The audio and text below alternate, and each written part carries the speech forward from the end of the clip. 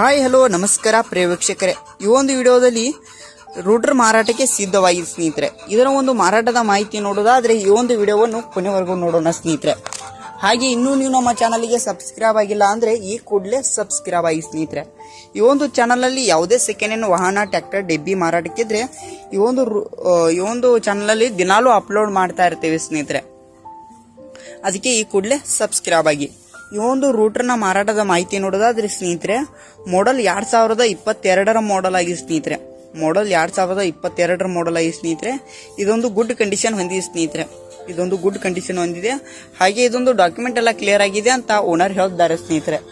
ಈ ಒಂದು ಡಾಕ್ಯುಮೆಂಟ್ ಎಲ್ಲ ಕ್ಲಿಯರ್ ಆಗಿದೆ ಅಂತ ಓನರ್ ಹೇಳ್ತಾರೆ ಸ್ನೇಹಿತರೆ.